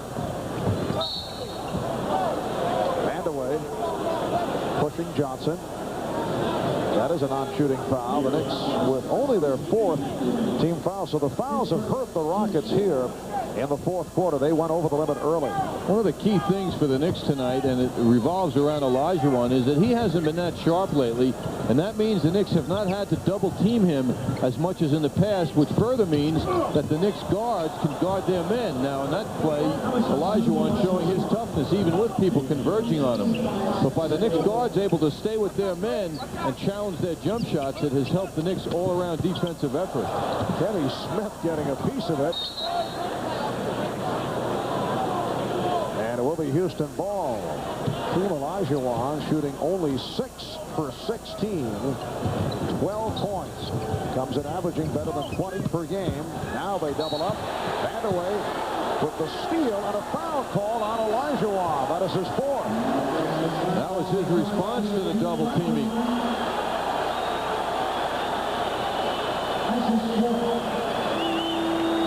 So Vandeweghe will go to the foul line. And Mark Jackson makes his return. Kiki Vandeweghe back to the line. He's 2 for 2 from the free throw line. Jackson replacing Anthony. Jackson and Wilkins now in the guard positions with Ewing, Vandeweghe, and Mason up front. The Knicks have received strong play from all their forwards tonight. McDaniel with a solid game, 16 points, 10 rebounds. Oakley, 8 points, hitting the outside shot, also 11 rebounds. And Mason and Vandeweghe have done a nice job. The Knicks lead 87-74. 4:20 to go in the fourth quarter. Mason switching off on Maxwell. Here's Buck Johnson. Rebounded by Wilkins. Again, the Knicks on the run. Jackson delivers to Vandeweghe. Yes. The Knicks with their biggest lead of the night, a 15-point margin. Vandeweghe has 11. Vandeweghe with the double up. Maxwell and Thorpe with the rebound. Foul called on the Knicks. Mason called for the push. That's 4 on Mason. Now the Knicks go over the foul limit. Thorpe to the line, but first a timeout taken by the Rockets. 3 minutes, 49 seconds to go in this fourth quarter. So I'm doing my sound check. Hello, hello, hello. And I hear this woman's voice. Crunch that last chord. I'll show you. She grabbed the guitar.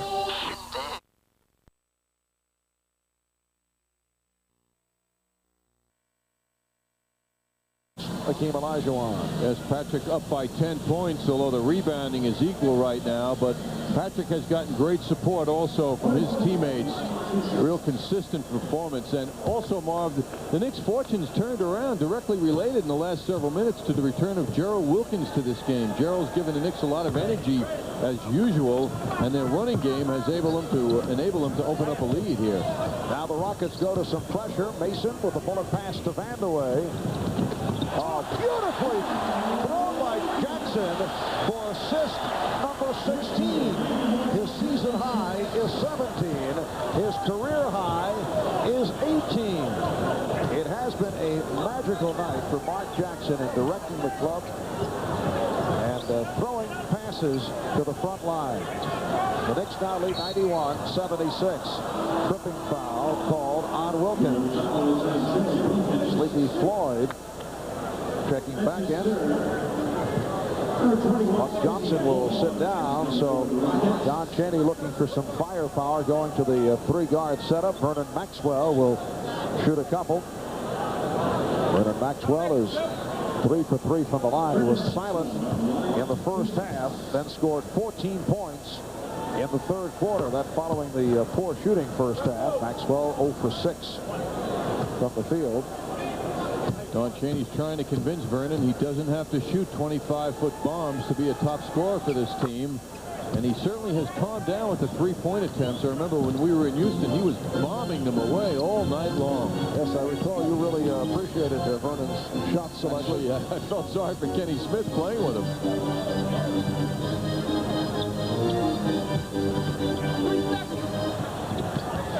Wilkins. Ewing's back tap handled by Floyd. Thorpe is down, putting the move on Jackson. Back come the Knicks, just under 3 minutes remaining in this fourth quarter. It's also been a very team-oriented performance by the Knicks. A very unselfish outing with the ball being swung around. Some excellent passes, a host of assists. Here's Ewing. Yes. And again, Mark Jackson finding the open man. Yes, we're on an assist count now for Mark Jackson. And for Mark, that equals his season high. He has 17. The Rockets ball with 15 on the 24. How many points does Mark have? 10. So he's accounted for 44 of the Knicks' 93 points. Excellent mathematics, John. Very significant point, Mark. 2:20 remaining in the fourth. Maxwell for 3. So Vernon Maxwell with his second three-point field goal. The Knicks now lead 93-81 as we approach 2 minutes remaining in the fourth.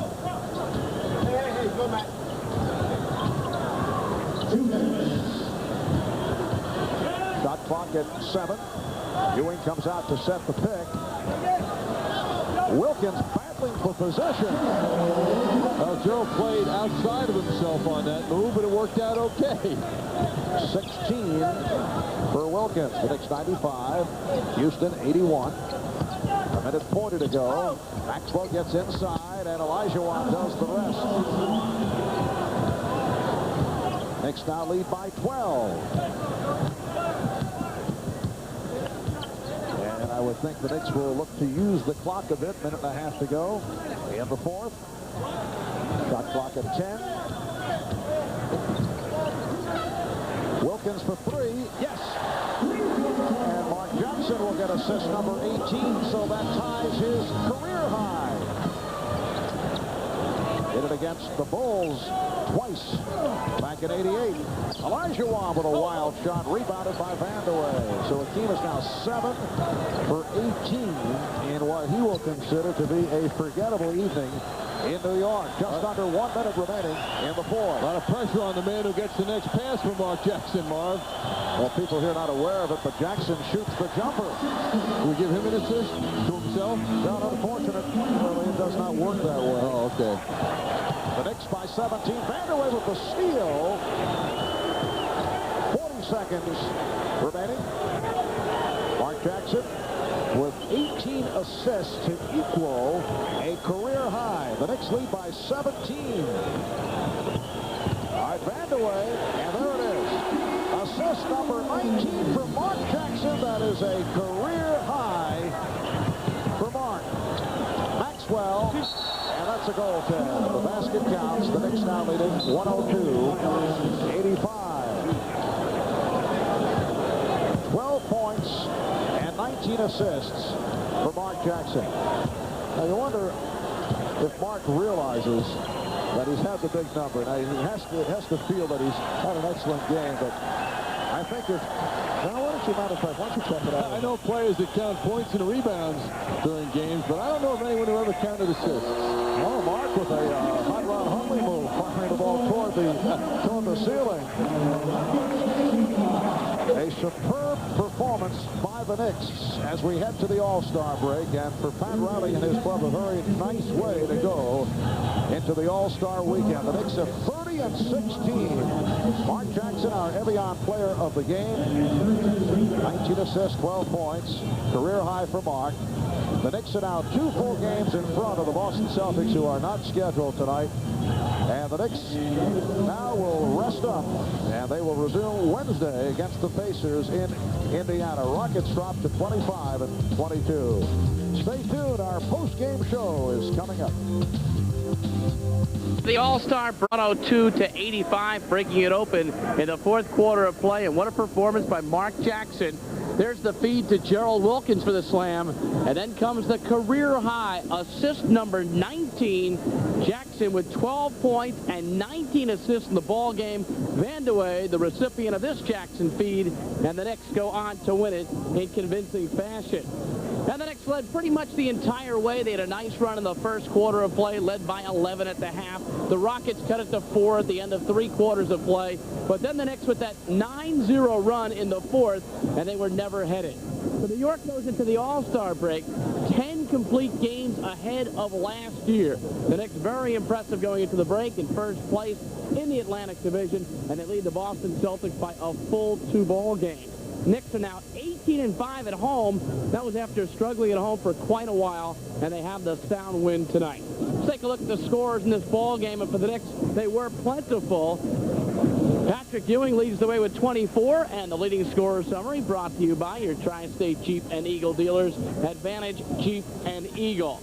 Gerald Wilkins contributed 19. He shot 9 for 14.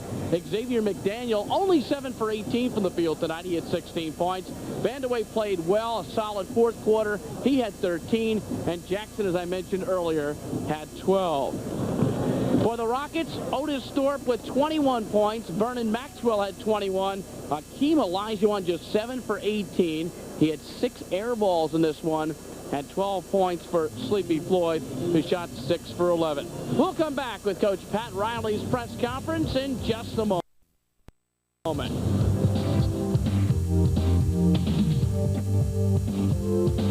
The New York Knicks defeat the Houston Rockets. They had lost to the Rockets 4 ball games in a row, and they turned things around tonight.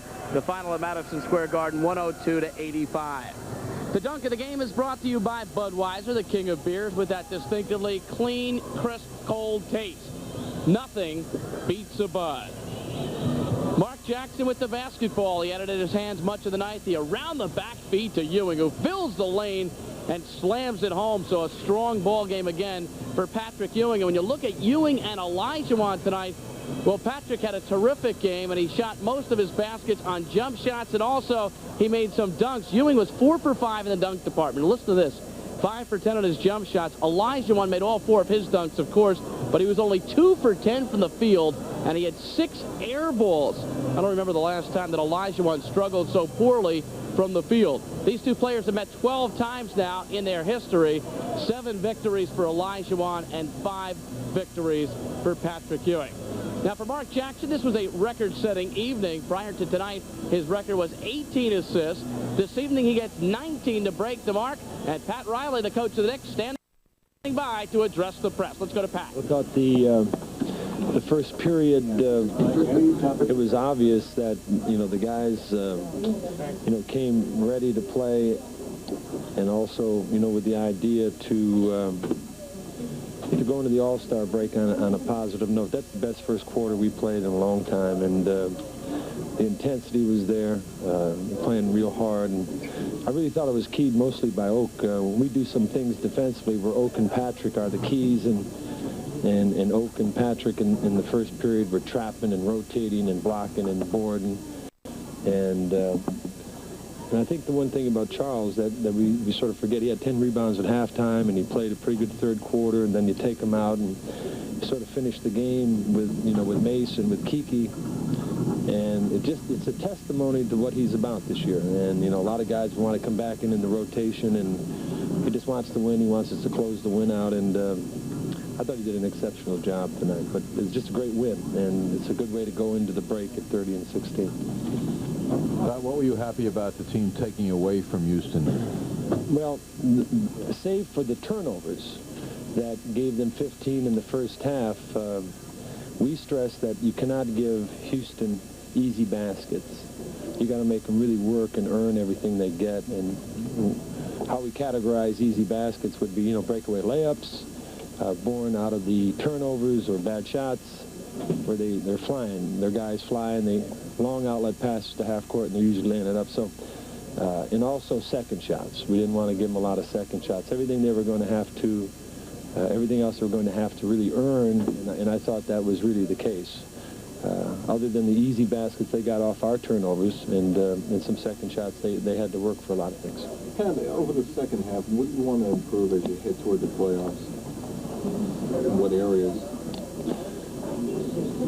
Well, I'm satisfied defensively with what we're doing. I think the guys are really stepping up, and they understand what we want. Philosophically, we can continue to improve our offense and some of our execution and things that we want out of the offense. I mean, there's a lot of areas we can grow in, but offensively, if we could pick up another 6 points somewhere, then I think we'd be on our way. But, this is going to take work. With 30 wins after break, are you pleased with where you are right now? I'm satisfied right now, but it reminds me of a commercial that they had a couple of years ago about a football coach, and I can't remember the product. I won't be selling products here, but he came in at halftime and he started chewing the linemen out about. They got to the quarterback about 6 times in a row, and he was on him, and then one of the tackles looked at him and said, "But coach, we're ahead 31-0. And he said, "That's the point. As soon as you're satisfied, then you're on your way down." So I don't think we can be satisfied. I think we have to continue to try to get to another level. And the 30 wins is nice, but it's not going to mean anything if we don't take advantage of it in the second half. Pat, the fourth quarter, they pulled it in 4. It seemed like maybe this is going to be one of the wire jobs, and your team really spurted off that.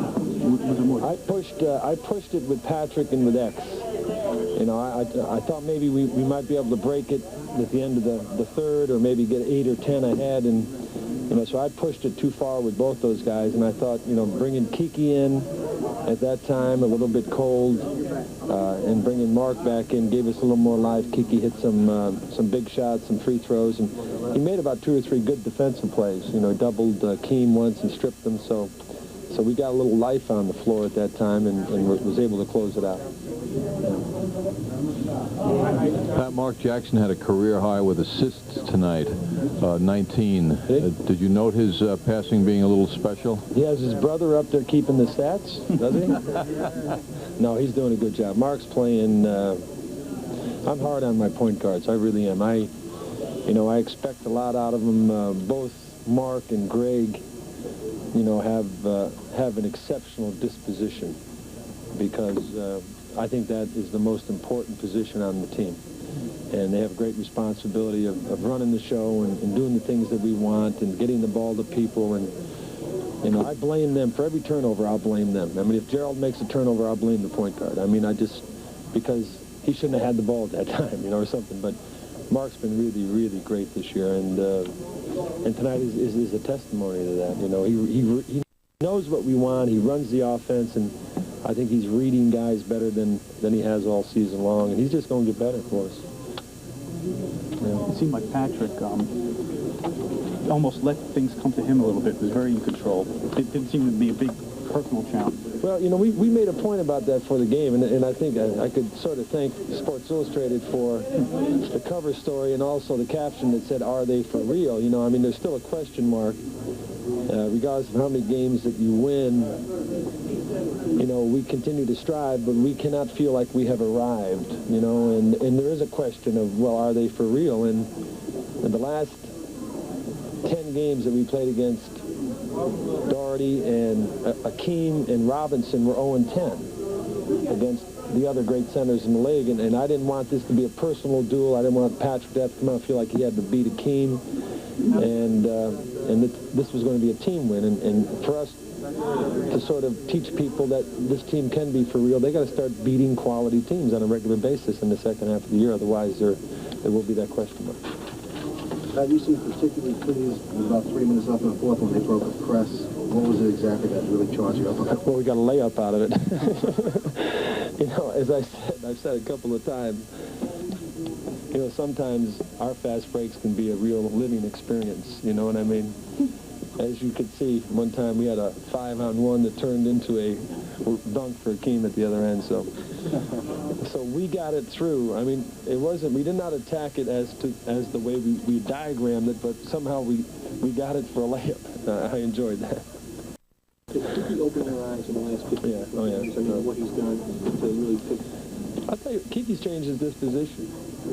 I think, if you don't ask him right now, he'll roll his eyes, but I think he knows exactly what this team's strengths are and what we need. We need an aggressive disposition and a posture defensively. We cannot be soft. We cannot play off people. We cannot play a protective defense.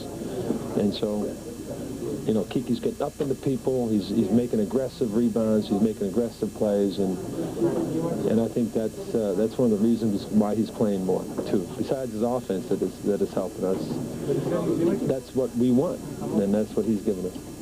Pat, it's news when Akeem doesn't dominate a game. What was the key to holding him in check? Well, a lot of the stuff that they run, they like to run it off pick and rolls, and we were blitzing the pick and roll and taking away what we call pass backs and then posting Kareem. Get a lot of defense out on the pick and roll and then leave Akeem open. And so that forced them to get into the secondary part of their offense, which was they did exploit it out of our rotations then. They found Thorpe underneath the basket a number of times, but I thought Akeem was being pushed out somewhat until the fourth quarter by Patrick, and we gave some real good help. Patrick pressured his shot. In the first period, we contested 67% of their shots, and that's a high. That's a season high. So I think there was a lot of pressure, and we had a lot of good help. Okay? You guys see you after 5 days. The coach's press conference brought to you by the New York Times. Well, the story tonight at the Garden was Mark Jackson, who had 19 assists. Here's one of them looking down low, finding the big man, Patrick Ewing, for the fall-away jumper. Mark Jackson with a career high in assists tonight, but perhaps his greatest assist thus far in his life was performed by helping his wife Desiree and the birth of Mark Action Jackson II, who joins us courtside. Mark, congratulations on the victory. Well, it was just a great victory and a great way to finish off the first half of the season, and we're just excited. Did you know that you were close to a record near the end of the ball game? Not at all. At halftime, I knew I had 9 assists, and I just wanted to continue the pace, continue to hit the open guys, and guys just did a great job. Kiki with the jump shots, Xavier, Gerald, and Patrick in the middle. Just phenomenal job. You've come back with 2 very solid performances after having one of your most difficult ball games of the year against Golden State. How did you turn it around? Well, it was a game that I felt very bad about after the game when I went home. My stats looked good, but I was unhappy about it because I wasn't the aggressor. I allowed Tim Hardaway to do whatever he wanted to do on the basketball floor. And I just made a vow to myself that I have to be the aggressor. So the last 2 games, I've been picking guys up full court, trying to pick up the intensity level, and things have been going well. Tonight's performance going into the All-Star break, it's got to give the club a little bit of a lift and maybe some momentum. A lot of a lift and a great deal of momentum. We look forward to that coming into tonight's game. We wanted to end the first half of the season on a sweet note. And now we look forward to continue our condition for the next 3 days and just come ready for the second half to do the job. How did you take away Olajuwon and the Rockets' inside game? A lot of great help. Guys really dug in when the ball went to Hakeem. Guys came off the perimeter, made him kick the ball out. When he got into his move, he had to face 2 or 3 guys in the paint. And when that happens, no matter who you are, that's tough. Last year at the All-Star break, it was a different story for you personally. You were struggling. Here you are this year, riding a high. How did you turn it around, Mark? Well, things are really going well, and I have a great situation right now. Coach believes in me. I have the opportunity to play, and things are really going well. I worked hard in the offseason thanks to Greg Brittenham, and I couldn't be happier right now, and I thank the good Lord for keeping me strong. And as far as the ball club is concerned, Pat Riley said he's satisfied with 30 wins, but there's much more work to be done. Well, there is a lot of work to be done, and we're looking forward to it. We have to be happy about the first half, but not content. So we look forward to the second half, come back ready with a great deal of intensity and fire, and Lord knows where we can go. Do you agree, Mark Action Jackson #2? Yes, indeed. All right, congratulations to both of you and continued success. Thank you.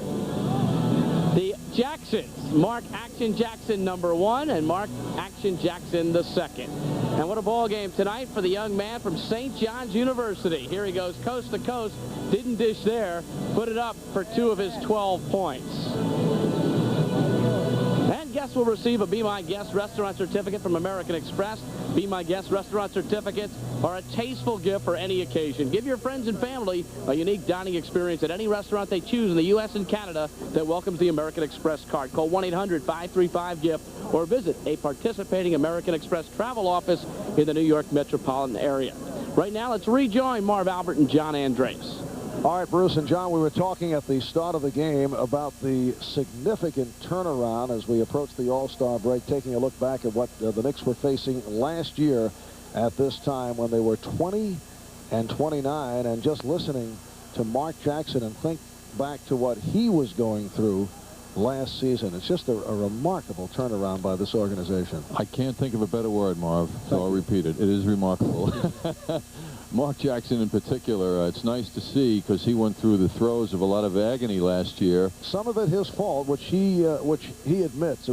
It just did not work out under the previous regime. He was not in their plans, and they did not think that they could turn him around, particularly defensively. As you know, it's so rare for a player to be able to improve his defensive game, and not that Jackson won't have his problems, but he's come a long way in that department. It began with his body, and he did body work over the summer to get himself ready, and good support from the coaching staff in that area, and a lot of patience.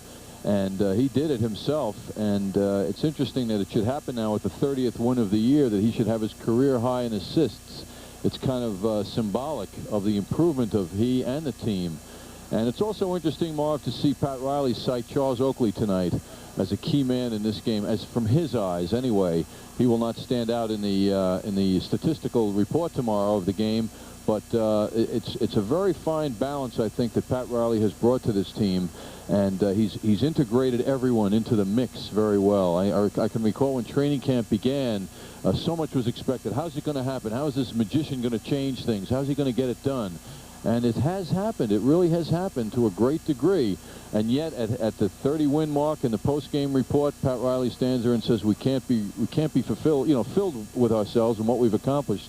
So all things considered, when you get back to the first week of October when the Knicks went to training camp, I have to think Pat Riley, if he could look ahead to today, would be delighted, privately delighted at where he is.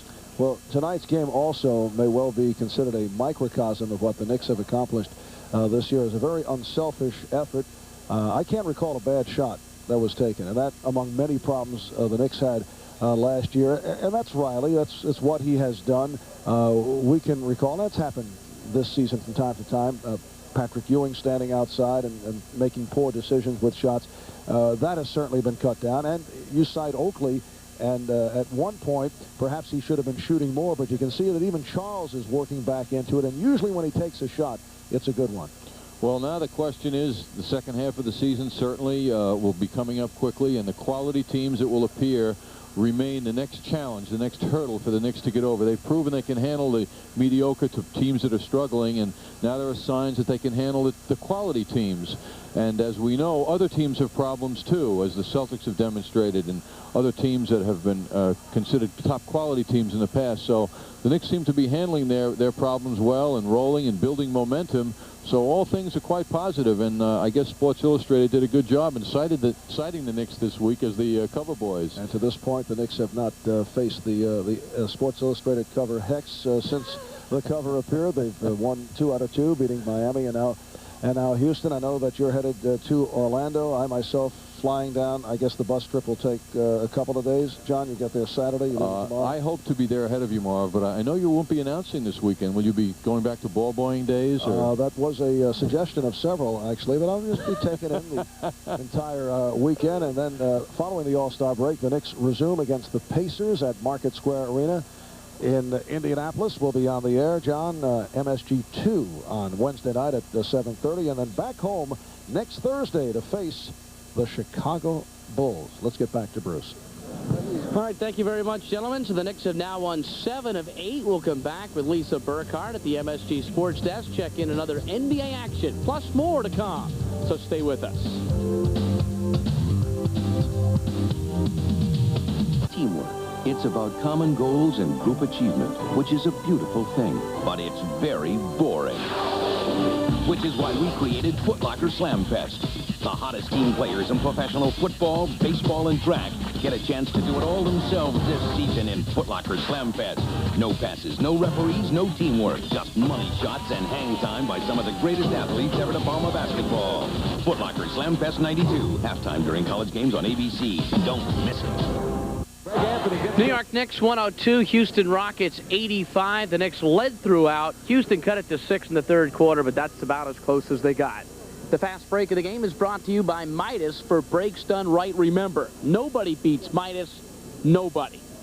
And the fast break tonight a little bit different than usual because 2 big men are providing the action. Patrick Ewing bringing it up the court, gives it to Oakley. There's the shovel pass back to Ewing for the reverse slam. And 2 of the 24 points in the game for Patrick Ewing, who was very much dominant figure. 24 points, 13 boards, 5 blocks. He totally outplayed Akeem Olajuwon, who ended up with 6 air balls in the ball game. Right now, let's check in with Lisa Burkhardt at the MSG Sports Desk. Thanks, Bruce. The Nets have not been able to pull out of their tailspin tonight, losing their 7th straight. This one to the Washington Bullets, 124-108. Bill Fitch forced to start rookie Kenny Anderson in place of the injured Mookie Blaylock tonight. First quarter was all Bullets. David Wingate on the alley-oop pass to Purvis Ellison for the slam. The Bullets led 33-30 after 1 quarter, and things got much worse as the night continued. The Bullets roll in the second quarter as well. Michael Adams comes up court. He hits the three-pointer to make it 64-50 Bullets at that point. They led by 15 at halftime. Bullets came out with a strong effort in the third. Here on the fast break, Adams feeds Wingate for the jam to put the Bullets up by 23, 76-53. Nice moves here by Andre Turner on the fast break. He feeds Greg Foster for the slam dunk, 111-83 Bullets, which caused Bullets fans, young and old, to dance with delight. The Bullets win at 124-108. In other games, it was Atlanta defeating Orlando tonight, 123-112. All-star Kevin Willis with 32 points. Detroit defeats Cleveland. The Pistons win their 4th straight. Charlotte over Golden State. The Warriors struggling on this road trip. Portland leading Dallas now 63-51 in the third. Milwaukee in front of Denver 66-61 in the third. And it's San Antonio leading Indiana by a bucket in the third quarter. Larry Brown is the new head coach of the Los Angeles Clippers. Brown was fired as coach of the Spurs on January 21st and will replace Mike Schuler, who was let go by the Clippers on Sunday. Clippers GM Elgin Baylor introduced Brown to the media today. Brown, who will become the first person to become a head coach of two teams in the same season, said he was humbled a little bit by his firing by the Spurs. It's the first time I've been fired, and any time you're fired, you start doubting yourself in some respects, and people, you know, doubt you. But it's just another step in my life. I want to be a coach. I don't think I could do anything else, and I want to do it the right way.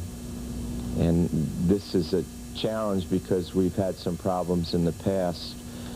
But more than that, it's a wonderful opportunity, and that's what's exciting to me. The NBA All-Star break begins tomorrow, of course. The All-Star game is Sunday in Orlando. Today, the NBA announced that Scottie Pippen of the Chicago Bulls will start in Larry Bird's place for the Eastern Conference squad. Bird is still suffering from back trouble. He hasn't played since December 30th. In case you didn't know, today has been proclaimed Girls and Women in Sports Day. A lot of women are advancing in the sports world, including sports management. One of the highest-ranking females in the NBA is the president of the Washington Bullets, Susan O'Malley. O'Malley relayed one occasion where she had to deal with